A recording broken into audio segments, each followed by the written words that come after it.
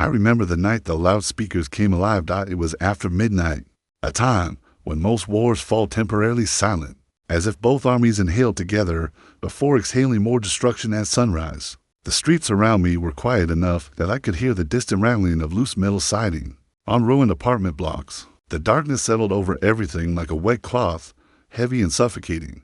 But then, it happened. A burst of static crackled across the shattered rooftops, and for a moment everyone around me froze. Soldiers, medics, exhausted residents clutching blankets around their shoulders all turned their heads toward the rusty pole jutting out from the top of the municipal building. And then a voice, strong enough to cut through the night, a voice that carried fire, a voice that changed everything. This is KYV, loudspeakers on. Ukrainians declare Russian defeat. Even now, years into covering conflicts, betrayals, and historic turning points, I'd have never felt the shockwave that followed those words. It wasn't the earth shaking. It was the human heart. Every breath seemed to pause in midair. Every pair of eyes widened. Every trembling hand steadied itself.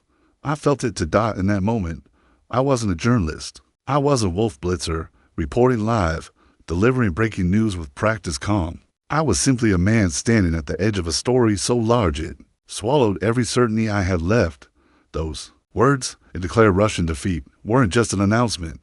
They were a spark thrown into a warehouse of soaked memories, trauma, rage, and unspoken longing. And that warehouse ignited. But no one realized then that those words were only the beginning. The tremor before the quake, the breath before the scream. For minutes afterward, no one spoke. It was as if the world held its breath, terrified to break the fragile layer of silence covering the street. And then the sirens began. Not air raid sirens, no. This time it was the human siren, the collective cry of a nation at the breaking point. A young medic, no older than 20, dropped the metal tray he was holding. It clattered against the pavement, ringing like a bell in a cathedral. He grabbed my arm, eyes burning with confusion. Is it real? Did it finally happen? Is this the end? I didn't answer, because I didn't know. I wanted to tell him that the nightmare was over, that the darkness was breaking, that peace was flooding in like light through shattered stained glass. But the war had taught me something painful and unforgettable. Nothing ends until truth forces its way through lies, rubble, and broken promises. And that night, truth was only beginning to scream. The second announcement, the sound of a turning war before anyone could fully absorb the first message. Another transmission came through, low, almost hesitant, but real. Ukraine has unleashed precision missile strikes. Power plants burning across Russia. My breath caught in my throat. This wasn't just strategy. This wasn't symbolic. This was the kind of move that rewrites the fate of nations. I looked to the horizon, and far away, too far for most to notice, I saw what looked like faint embers glowing against the edge of the sky. Flickers of orange, bending with the wind. I knew instantly what they were. A new chapter. A dangerous one. A decisive one. For years I had covered battles in Donetsk, Mariupol, Kharkiv, Kryvyi Rih, cities that became synonyms for sacrifice. I had watched mothers hug their sons for the last time. I had watched fathers dig through rubble with their bare hands. I had watched soldiers stare into cameras and whisper their final messages to families miles away.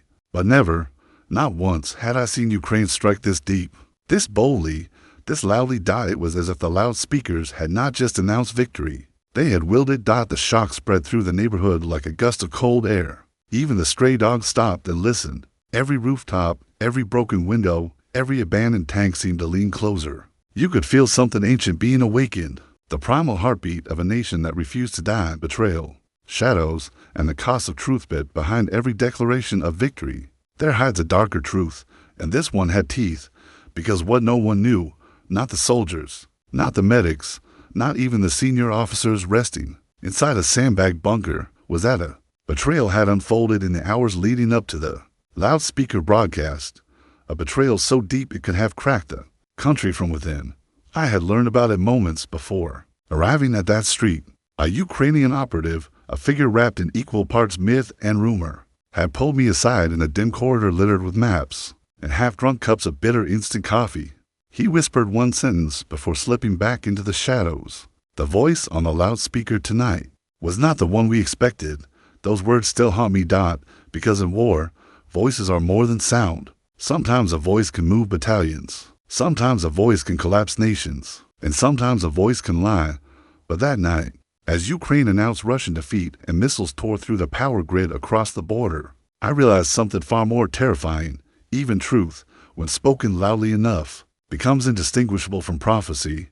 I wanted to ask the operative more. I wanted to understand the twist waiting just beyond the horizon. But the night swallowed him, and the announcement echoed on. The city awakes to fire within an hour. The horizon was no longer faintly glowing, it was blazing. From where I stood, I could see the faint outline of fire reflected against drifting clouds. The night was no longer black, but a bruised mix of red and gray.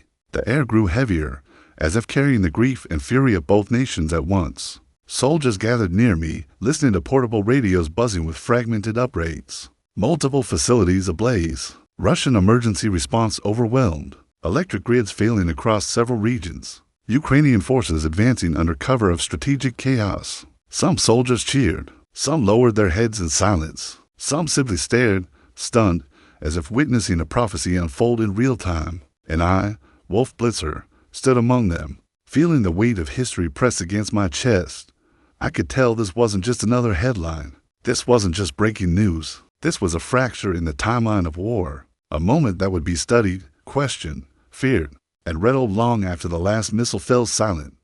The loudspeakers had declared Russian defeat, but the truth was more complicated. Victory, I learned that night, is never clean. It is carved from loss, sharpened by tears, and sealed with choices that haunt generations. The stranger, who knew too much as the fires across the border burned hotter. A man approached me from the shadows. A stranger, silent, limping, wrapped in a coat too thin for the cold. His face was lined, weather-beaten, carrying the weight of someone who had seen more than any single lifetime should allow. He spoke with a voice barely above a whisper.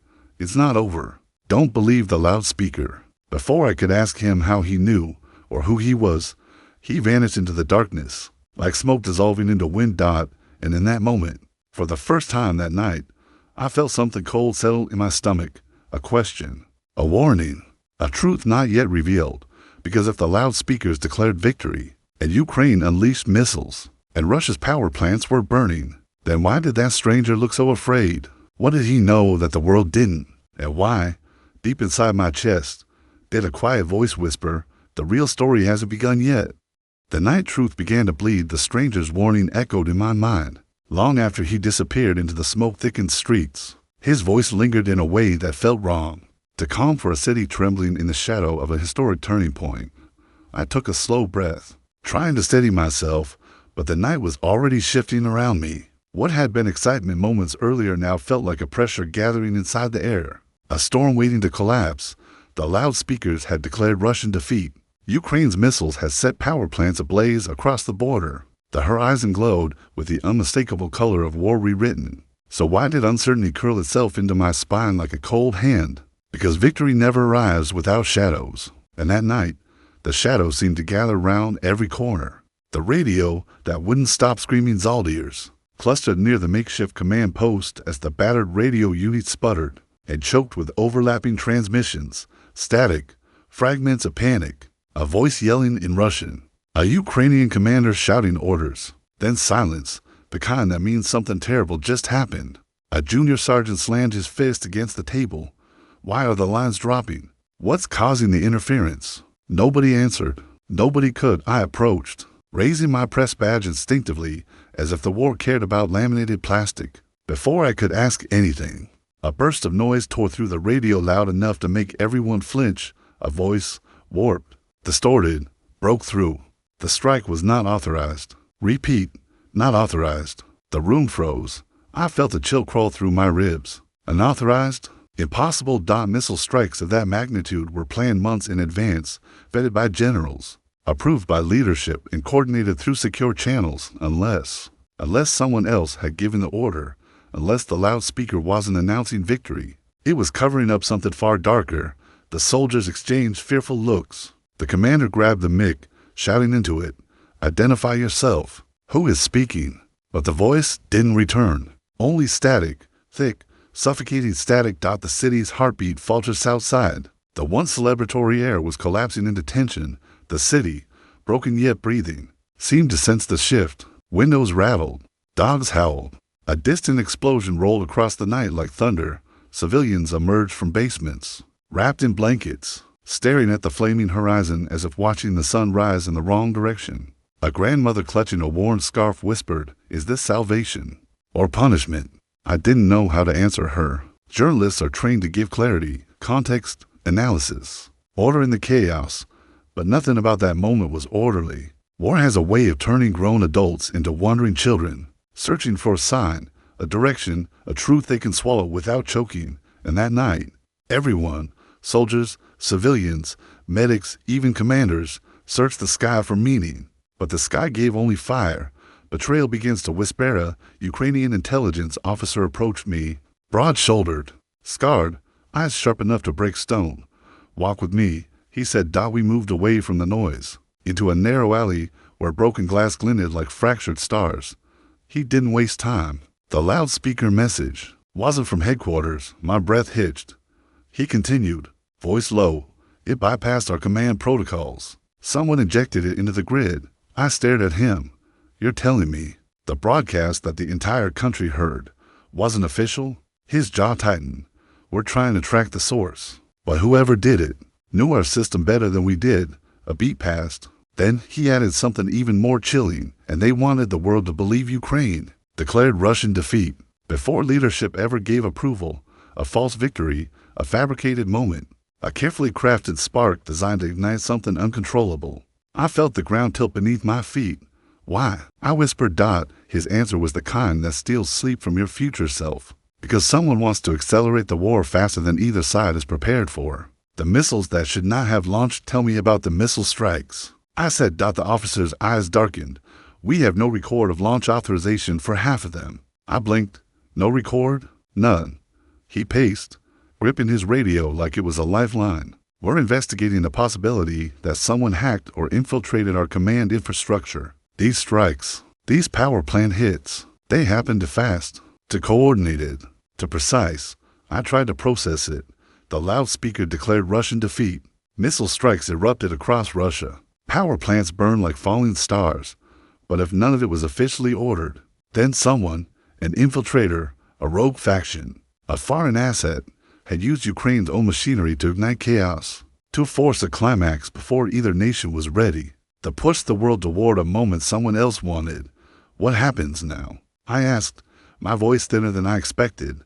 He looked at me, and for the first time since I met him, fear clouded his eyes. "Now, Wolf, we find out if the world survives the next 24 hours. The diarist of underground Kiev left him and walked deeper into the city, drawn almost instinctively toward the underground tunnels, the ones locals called the lungs of Kiev. Down there, the air was heavy, warm, filled with whispers from families sheltering in the depths. Candles flickered. Children slept against backpacks. Mothers read stories from memory because the books had burned long ago. One woman sat alone, writing in a small notebook by candlelight. Her hands trembled. Curiosity pulled me closer. She looked up at me with eyes swollen from crying.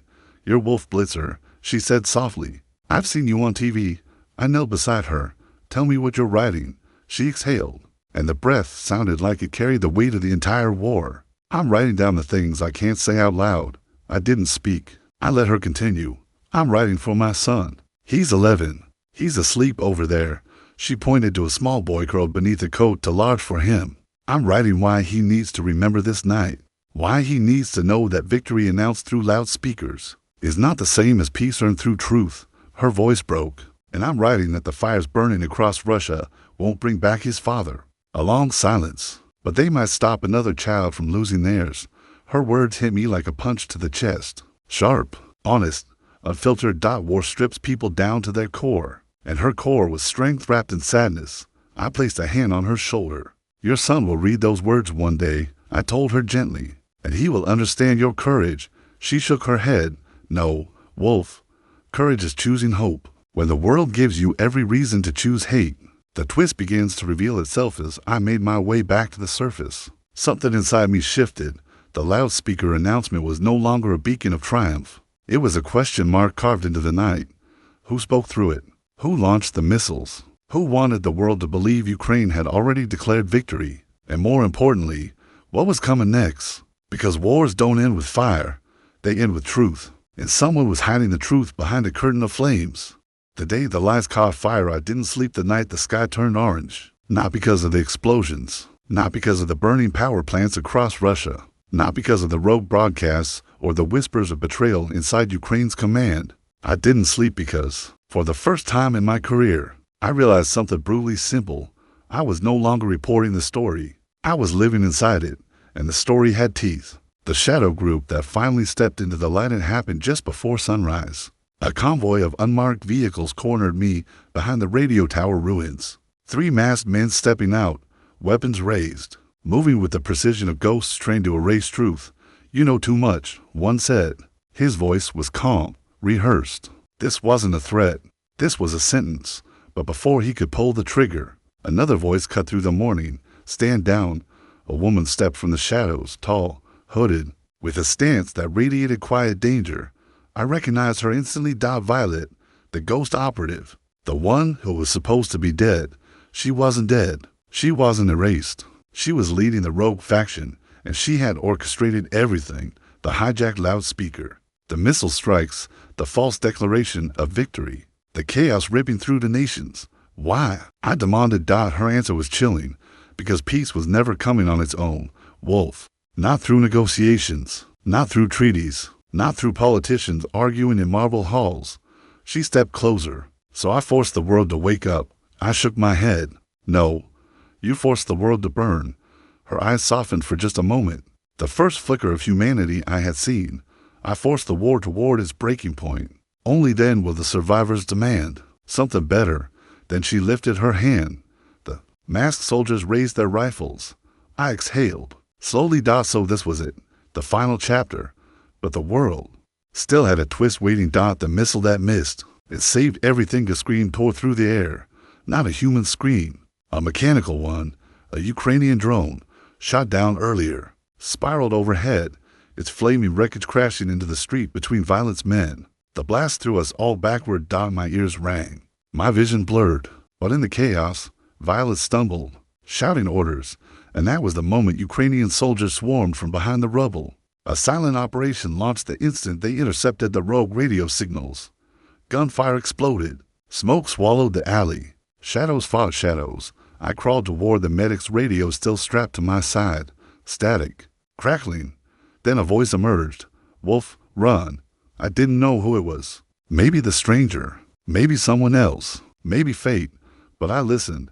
I ran. And behind me, the last of Violet's rogue unit collapsed under the weight of Ukraine's counterstrike. Violet herself vanished into the smoke, and to this day, no one knows if she survived. But her chaos did not. Her plan died in that alley, and the loudspeakers, the same loudspeakers that declared Russia defeated, finally fell silent. The world stand still. Be evening. Kyiv felt like a city exhaling after holding its breath far too long. Missiles had fallen. Power plants had burned. Thousands had suffered. Truth had been twisted, weaponized, hijacked. But the sky, for the first time in hours, was calm. A Ukrainian commander approached me, the same colonel from the bunker. "It's over," he said softly. I shook my head. "No, it's not over. Not until the world learns what really happened here." He placed a hand on my shoulder. "Then tell them. That is your weapon, and right there, standing among the smoke and ash." I understood something I should have understood all along. Wars are fought with guns, but they are ended with truth. The speech that echoed across the world that night. I stood before a camera in a Kyiv street illuminated by candlelight and distant flames. I inhaled deeply. Then I spoke, not as Wolf Blitzer the reporter, but as Wolf Blitzer the witness, the man who saw victory faked, missiles misused, betrayals unmasked, and innocence buried beneath rubble. I told the world the truth, that a rogue force tried to accelerate the war, that the loudspeaker declaration was partially engineered, that peace was manipulated, weaponized, twisted, that lives were sacrificed in the name of an illusion. And I said something I will never forget: if victory is built on lies, it is nothing more than a new war wearing a mask. The world listened. Leaders convened. Emergency summits formed within hours. And for the first time in a long time, nations acknowledged something they had been avoiding. The people are tired. The world is tired. Humanity is tired. Tired of hatred. Tired of manipulation. Tired of dying for someone else's agenda. The final lesson I learned days later. I returned to the underground tunnels of KYV. The diarist's mother was still there, writing. Her son was awake now, drawing tanks and birds on a scrap of cardboard. I knelt beside him. "What are you drawing?" I asked gently. He smiled, tired, but alive. A world where the loudspeakers say something good. His mother placed her hand on his shoulder. And what would they say? The boy answered with words that cracked my heart open. They would say, "The war is over. The world chose kindness." And in that moment, after missiles, lies, betrayals, fear, loss, fire, I felt something inside me shift. Not hope. Hope is too fragile. What I felt was belief. Belief that no matter how dark the night becomes, humanity will always rise, bruised, battered, limping, but rising nonetheless. Belief that truth, once spoken, cannot be killed.